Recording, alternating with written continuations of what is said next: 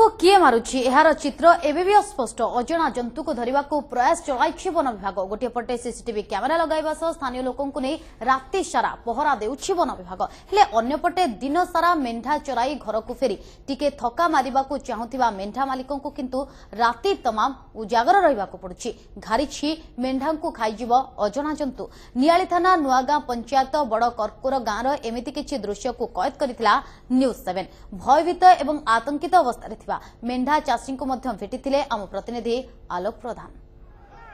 मेंढा मोड़कर ground reality check करने पे आमे पहुंचीलु नियाली थाना अंतर्गत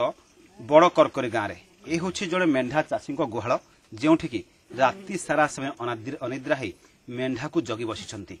एवं से मेंढा मोड़कर रही मेंढा को मारुछि किए एवं यार मेंढा मारिया पछरे क्यों रही जंतुर रहस्य क्यों जंतु ता भीतर संपुत अच्छा से सामना तथ्य नापी जंगल विभाग एवं पुलिस घटनास्थल को चेकिंग रियलिटी चेकिंग करछि। किंतु वर्तमान सुधा जहाँ आम पाखे खबर अच्छी एभली गुहाल जो शह शह ये अंचल गुहाल अच्छी मेंढा गुहाल से चाषी मैंने बर्तमान आतंकित अवस्था अच्छा मेंढा पाखरे सारा राति खोला आकाश तले से जगी बस राति सारा देखुछु आपण गुहाल अच्छी मेंढा गुहाल केते खंड केते मेंढा रखुछन आपण 30 खंड अच्छा बर्तमान कौन एमती राति बाट दिखाई सामने बस वन जंतु जो डिक्लेयर कर वन विभाग से तोरवाल धरी बसचु कि बाई चांस सामने पड़े रक्षा करने तो जो हबू कि ग्रामवासी डाक केते दिन उजागर रही जगुच 1.5 मास पर निवेदन या आम सुरक्षित टे रक्षा हब जंतु रही आम उन्नति हबू ये से तो राति जगि पड़ी तोरण धरी बसिया पड़ी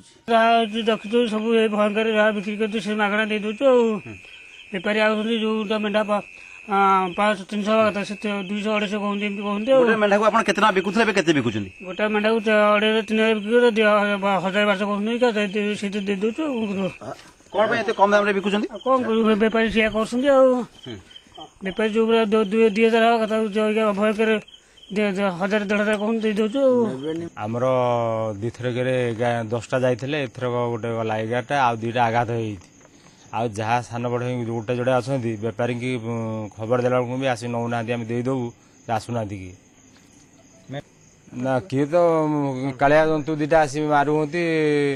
आमिया जंतु से आम जापारनु कौ टाइप कुकुठू टे बड़ हे कालिया कालिया गोटे पशी मारला मुझे चलुची मु प्रशासन को एति अनुरोध करुच्ची जमी सजग हूँ आउ ये लोक गरीब गरुआ मानकर केमती उपकृत हूँ आउ ये चाषी माने केमती भलरे रुहंतु। तो भितरे जो मेंढा गुहाल पाखे रही तांकर मेंढा को जगी पाखे मारणास्त्र धरती और खोला आकाश तले से पटिया पकई तार जंतु को से जो आक्रमण ताकू प्रतिहत करने से मेंढा गुहाल पाखे जगुंट तेज एसो भितर प्रशासन ये साधारण लोकंर स्वार्थ को सुरक्षा देवाई और मेंढा को सुरक्षा देवाई केते आगभर होची ताहा देखिबार कथा।